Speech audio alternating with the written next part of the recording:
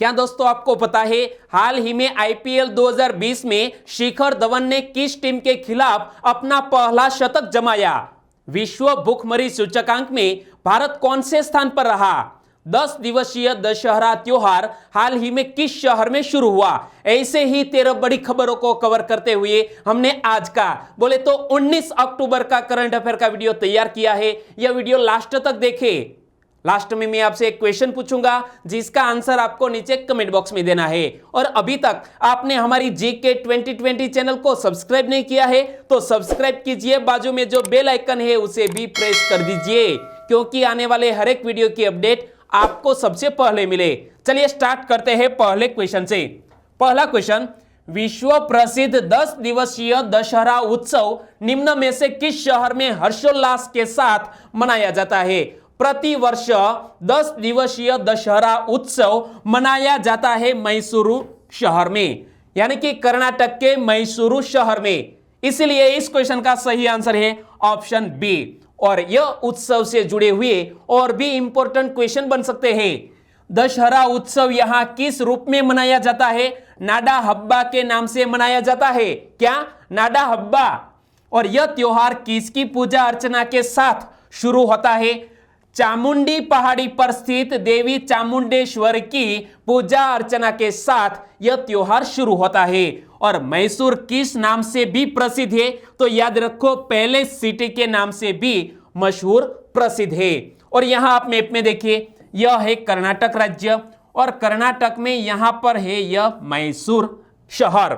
और आगे बात करते हैं तो चामुंडेश्वरी मंदिर का निर्माण किस शताब्दी में किया गया था? यहां इमेज में देख सकते हैं चामुंडेश्वरी मंदिर, और यह 12वीं शताब्दी में निर्माण हुआ था। और यह मंदिर देवी दुर्गा की राक्षस महिषासुर पर विजय का प्रतीक है। और यहां चामुंडेश्वरी मंदिर के पटांगण में यह महिषासुर की प्रतिमा भी स्थित है। और मंदिर के मुख्य गर्भगृह में स्थापित देवी की प्रतिमा शुद्ध सोने की बनी हुई है। और यह मंदिर द्रविड़ वास्तुकला का एक अच्छा नमूना है। तो यहां एक और क्वेश्चन बन सकता है, चामुंडेश्वरी मंदिर किस वास्तुकला का एक अच्छा नमूना है? द्रविड़ वास्तुकला का। और शहर में सबसे ज्यादा पर्यटक मैसूर के दशहरा उत्सव के दौरान ही आते हैं। मैसूर के टाइगर के रूप में किसे जाना जाता है? याद रखो मैसूर के टाइगर के रूप में जाना जाता है टीपू सुल्तान को। और कर्नाटक का श्रीरंगपट्टनम टीपू सुल्तान की राजधानी था। क्या? रंगपट्टनम। और श्रीरंगपट्टनम का यहां आप फोर्ट भी देख सकते हैं। और टीपू सुल्तान मैसूर से लगभग 15 किलोमीटर की दूरी पर श्रीरंगपट्टनम में एक सुंदर मकबरे में अपने पिता हैदर अली और मां फातिमा के बाजू में दफन है। और यहां आप देख सकते हैं तो यह टीपू सुल्तान का टॉम्ब कहां पर स्थित है? श्रीरंगपट्टनम में। और दोस्तों इसी तरह हर क्वेश्चन से जुड़े इंपॉर्टेंट फैक्ट मैं आपके सामने रखता हूं। हमारा यह तरीका आपको अच्छा लगता है? लाइक कीजिए। और दोस्तों नीचे कमेंट सेक्शन में अपना अभिप्राय भी भेज सकते हैं। चलिए दूसरे क्वेश्चन की बात करते हैं। निम्न में से किस देश की सरकार ने राष्ट्रीय आपातकाल की घोषणा करते हुए सार्वजनिक स्थानों पर लोगों के एकत्र होने पर प्रतिबंध लगा दिया? हमारे भारत में भी जब इंदिरा गांधी जी ने 1975 में इस तरह की आपातकाल की घोषणा की थी, इसी तरह के हालात हाल ही में एक देश में हुए हैं कि किस देश की सरकार ने राष्ट्रीय आपातकाल की घोषणा करते हुए सार्वजनिक स्थानों पर लोगों के एकत्र होने पर प्रतिबंध लगा दिया है। और यह किस देश में? थाईलैंड देश में इस तरह के हालात हुए हैं। यानी कि इस क्वेश्चन का सही आंसर है थाईलैंड। तो देखो थाईलैंड सरकार ने सार्वजनिक स्थानों पर लोगों के एकत्र होने पर प्रतिबंध लगा दिया है और मीडिया पर भी सेंसरशिप लागू कर दी है। क्या? मीडिया पर भी सेंसरशिप लागू कर दी है थाईलैंड की सरकार ने। और आंदोलन की शुरुआत का कारण क्या था?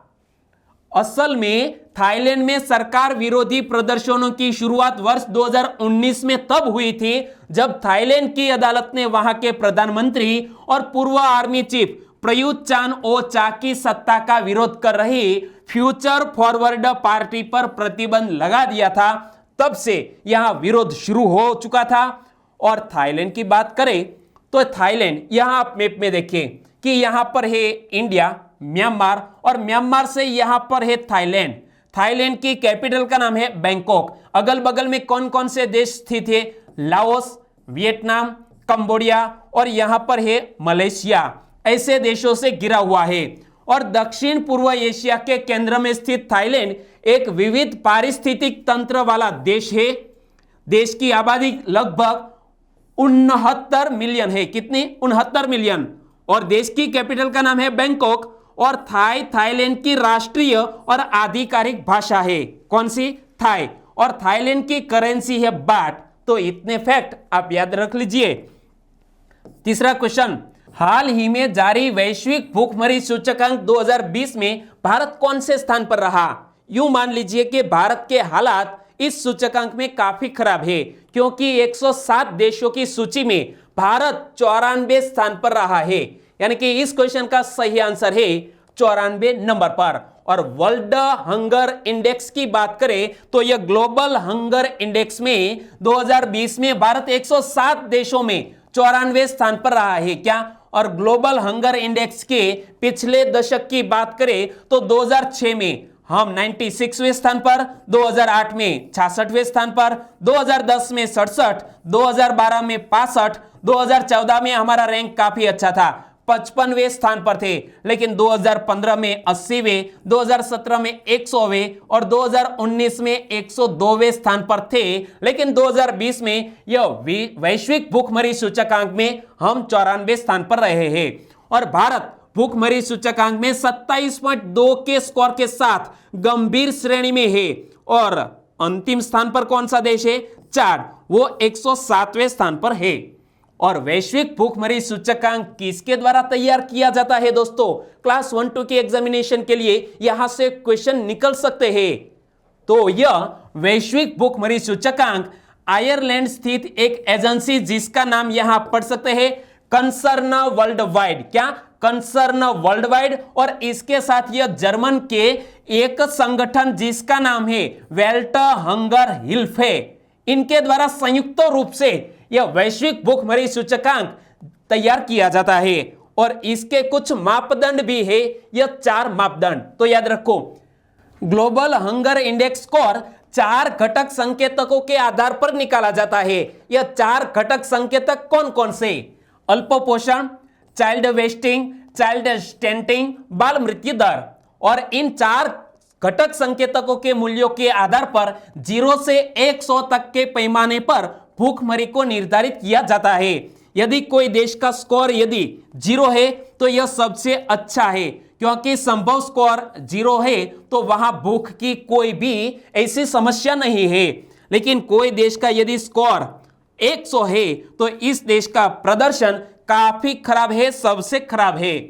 चौथा क्वेश्चन, किसानों द्वारा पराली जलाने की घटनाओं की निगरानी रोकथाम के लिए निम्न में से किस समिति का गठन किया गया?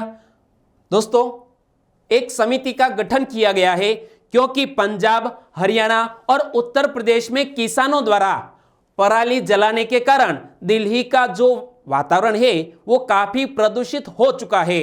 और इसीलिए एक समिति का गठन किया गया है सुप्रीम कोर्ट के द्वारा। और इस समिति का नाम है मदन बी लोकुर समिति। यानी कि इस क्वेश्चन का सही आंसर है मदन बी लोकुर समिति। और वो हमारे भारत देश के एक पूर्व चीफ जस्टिस भी रह चुके हैं। इमेज में आप देख सकते हैं। तो देखो, हाल ही में हरियाणा, पंजाब और उत्तर प्रदेश में किसानों द्वारा पराली जलाने की घटनाओं के कारण वायु प्रदूषण बढ़ा है। ऐसी घटनाओं की निगरानी और रोकथाम के लिए सर्वोच्च न्यायालय के पूर्व न्यायाधीश मदन बी लोकुर की एक सदस्यीय समिति का गठन किया गया है। यानी कि इस समिति में केवल एक ही सदस्य है, जिसका नाम है मदन बी लोकुर। लेकिन इसके साथ सहायता कौन करेगा? तो देखो, जस्टिस मदन बी लोकुर की एक सदस्यीय समिति राष्ट्रीय कैडेट कोर यानी कि एनसीसी, राष्ट्रीय सेवा योजना और स्काउट गाइड्स में तैनात स्वयंसेवक छात्रों की मदद से दिल्ली और इसके आसपास के क्षेत्रों में पंजाब, हरियाणा और उत्तर प्रदेश में पराली जलाने के कारण होने वाले प्रदूषण से निपटने का प्रयास करेगी यह समिति। नाम याद रह गया? Very good. 5वां क्वेश्चन, सारस के गुजरात से उत्तरी कजाकिस्तान में अपने प्रजनन स्थल और पुनः गुजरात वापस आने के मार्ग को ट्रैक किसने किया? दोस्तों, बहुत से ऐसे पक्षी हैं जो सर्दियों के मौसम में हमारे भारत देश में आते हैं और बाद में वो अन्य किसी देश में चले जाते हैं। तो इसी तरह एक सारस नामक जो पक्षी है इसका मार्ग ट्रैक किया गया, लेकिन किस संस्थान के द्वारा? भारतीय वन्यजीव संस्थान देहरादून के द्वारा।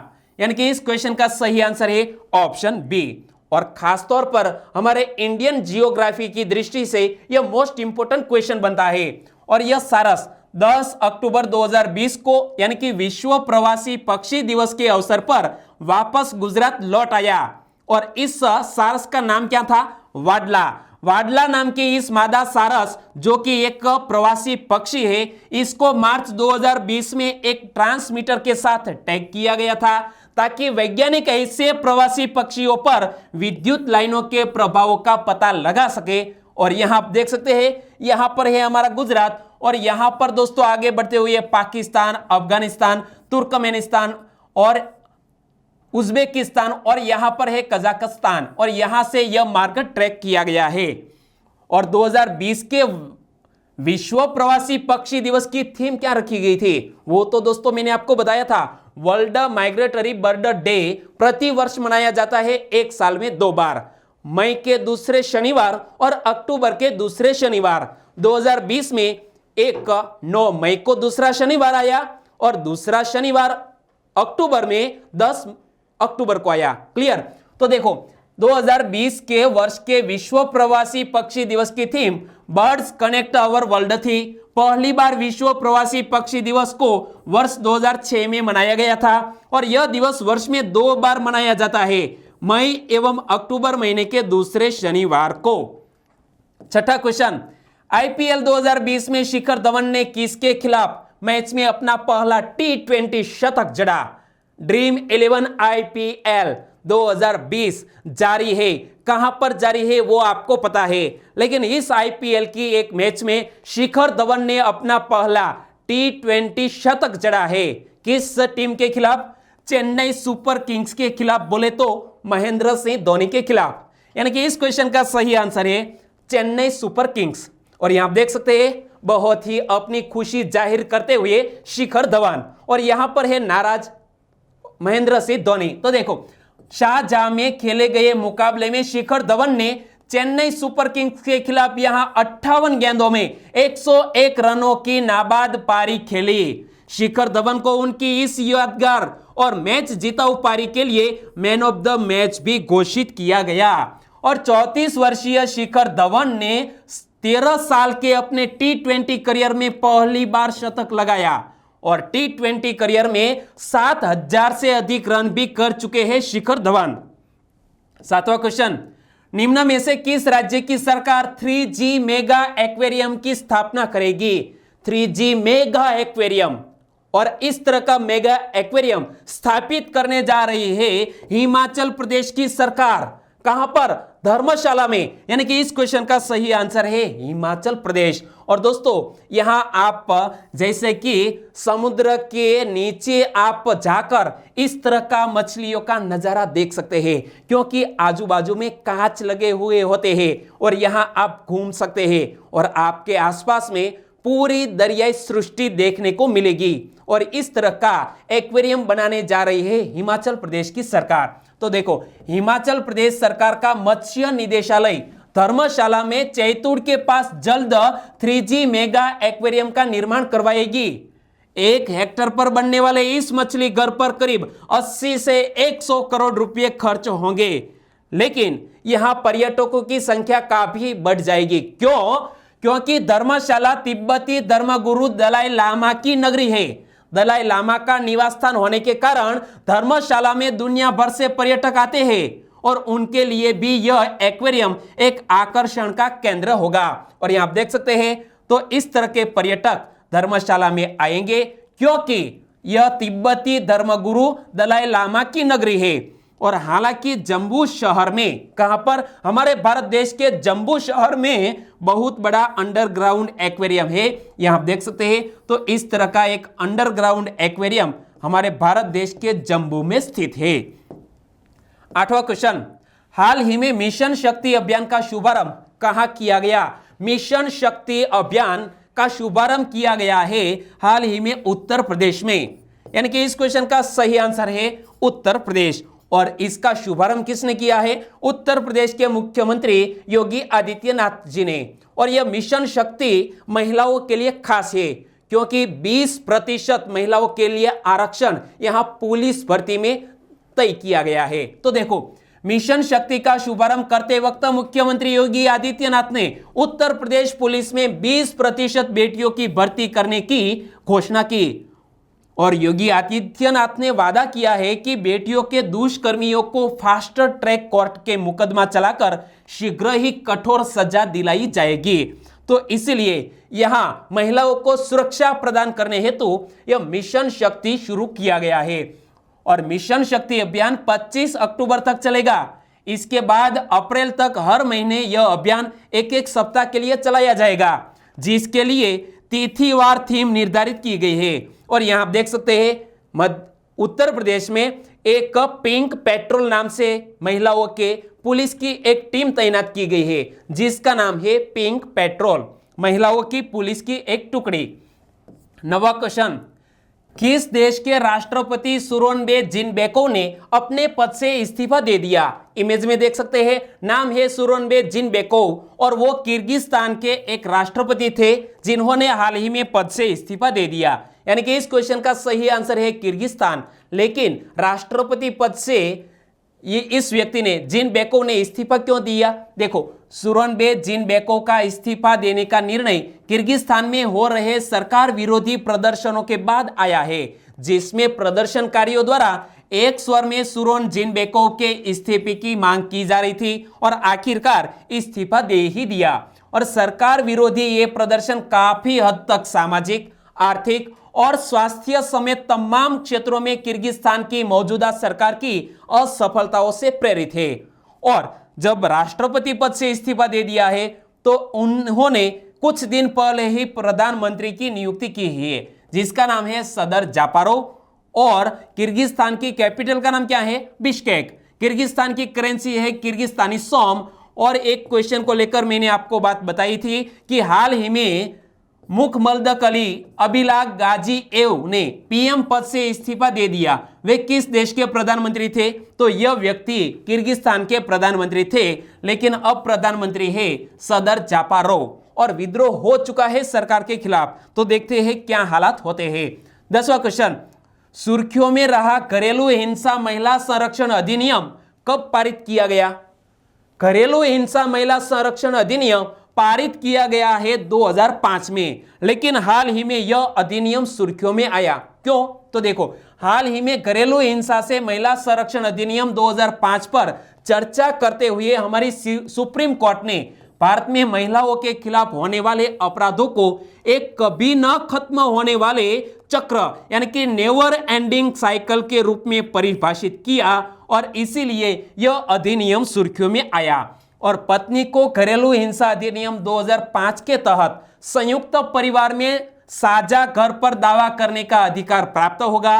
राष्ट्रीय परिवार स्वास्थ्य सर्वेक्षण 4 के अनुसार भारत में 15 से 49 वर्ष की वर्ग की 30% लड़कियां एवं महिलाएं शारीरिक हिंसा से पीड़ित है। तो यह बात भी आप याद रख लीजिए। चौंकाने वाले कुछ ऐसे आंकड़े हैं।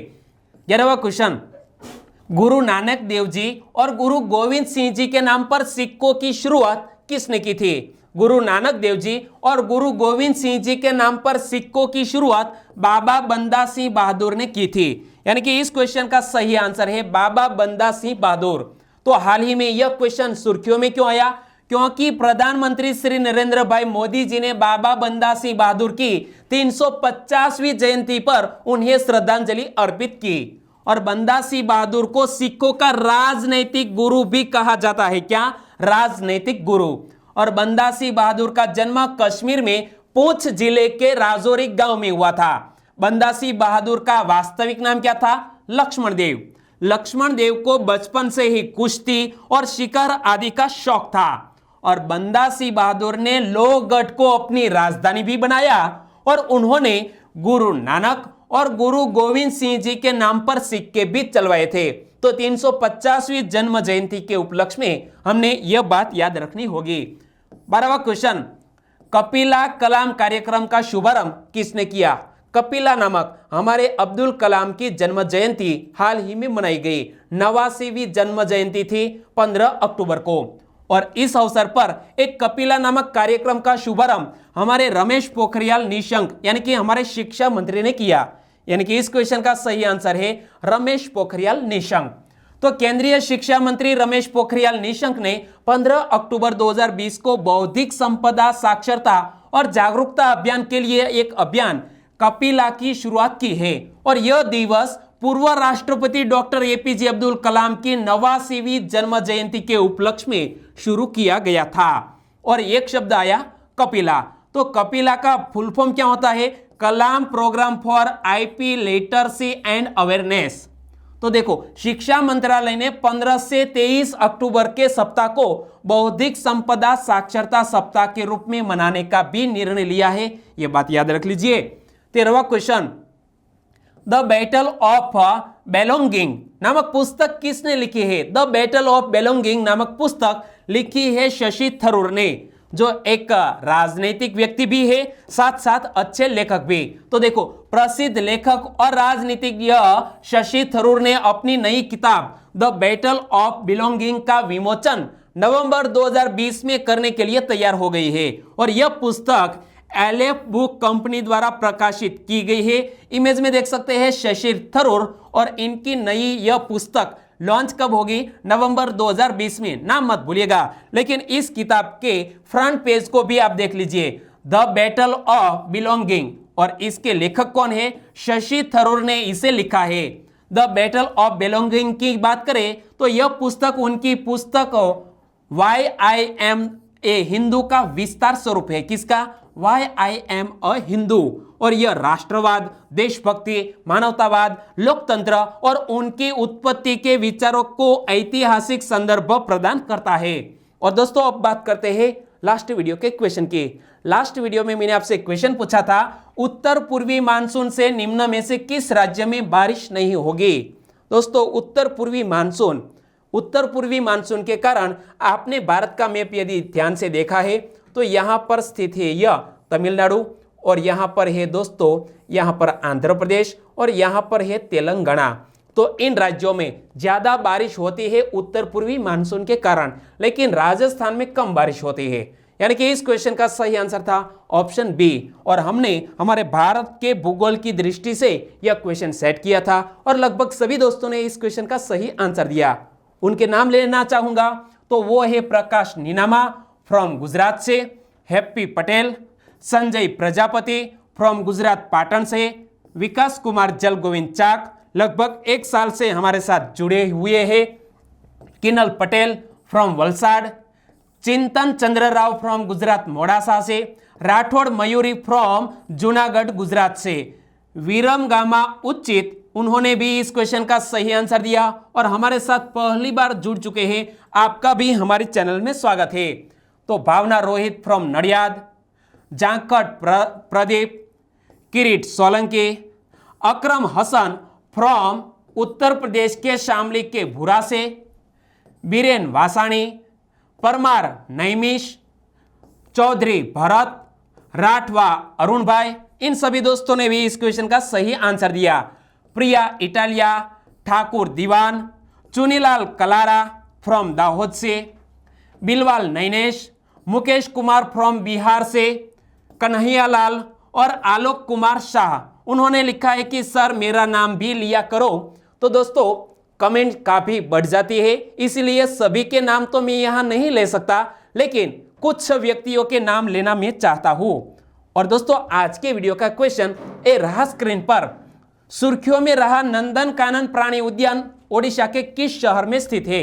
यहां आप देख सकते हैं इस गेट को, नंदन कानन जूलॉजिकल पार्क जो हाल ही में सुर्खियों में आया, ओडिशा के किस शहर में स्थित है? 4 ऑप्शन आपकी स्क्रीन पर, और आंसर देना है नीचे कमेंट बॉक्स में। आंसर देना मत भूलिएगा। और वीडियो वाकई में अच्छा लगा है, आपको ऐसा लगता है कि इस वीडियो को हम 1 साल तक के लिए फॉलो करें, तो हम क्लास 1-2 के लिए तैयार हो जाएंगे। ऐसा लगता है तो दोस्तों लाइक कीजिए और आपके दोस्त भी इस वीडियो का आनंद ले सके, इसलिए चाहे फेसबुक, व्हाट्सएप या टेलीग्राम के जरिए इस वीडियो की लिंक शेयर करना मत भूलिएगा। बस छोटी सी उम्मीद के साथ आज का वीडियो यहीं खत्म करते हैं, फिर मिलेंगे नए करंट अफेयर वीडियो के साथ। तब तक के लिए टेक केयर एंड जय हिंद।